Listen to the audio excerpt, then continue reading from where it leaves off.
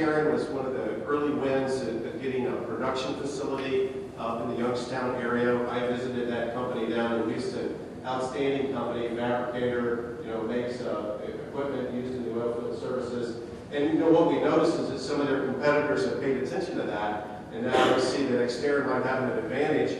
And so we're hoping that we'll see other companies, follow their lead and set up operations in our state. We also, Marathon is another example, an Ohio company now. They split the pipeline business, refinery business from the exploration production. So the pipeline refinery is based in Ohio. So they're starting to do some expansion. I was up at the Toledo refinery, PBF Energy. They're doing expansion on truck offloading, which would allow them to use Utica condensate. So we're seeing a lot of activity around the state, all positioning to be a part of what's happening. Let me just mention a couple of more things.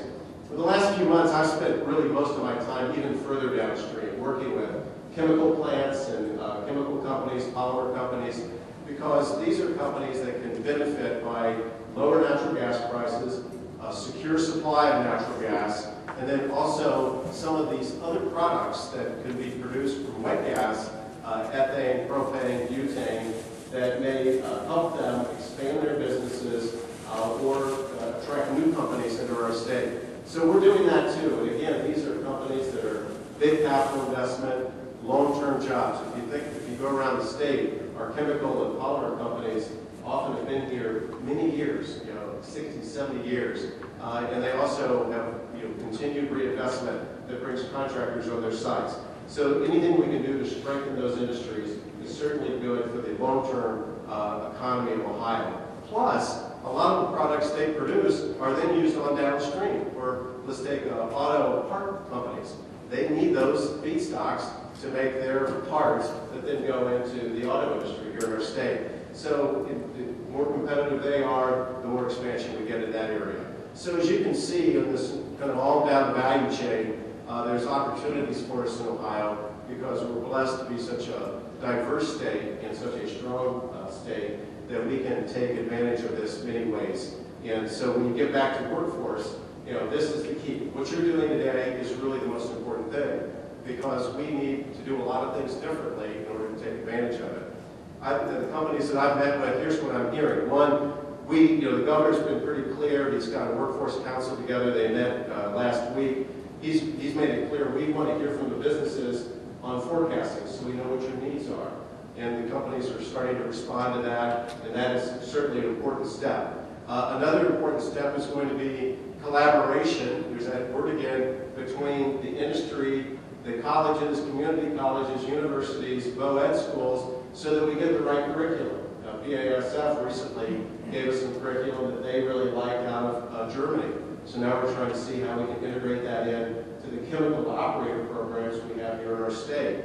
So we need that kind of collaboration to make sure that, I know that Zane State and other schools want to provide the right curriculum, but they need some feedback from the industry to do that. So that's another important point. A third one, not to be overlooked, is recruitment. And this is really, all of us need to be a part of this, to tell the story to our young people about the opportunities that there are in this industry. Give them a vision for what this could be, what a 2-year technical degree could mean to them. And so these are, and a 4-year degree, or go to get a petroleum engineering. I was trying to get my son-in-law to switch out of civil to petroleum engineering, Dr. Chase. I haven't been successful yet. Maybe we'll get him on the master's program.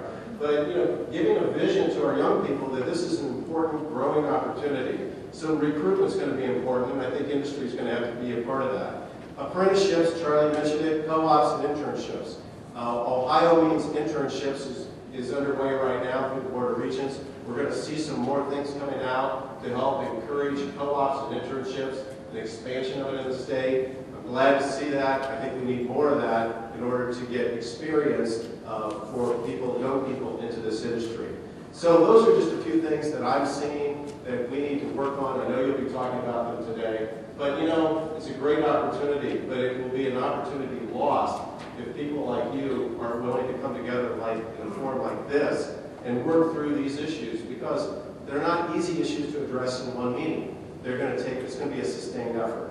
And I can assure you Jobs Ohio and Governor Casey and his team are committed to continue to work on this as long great wins for our state in workforce development. And that's concludes my remarks. Exactly.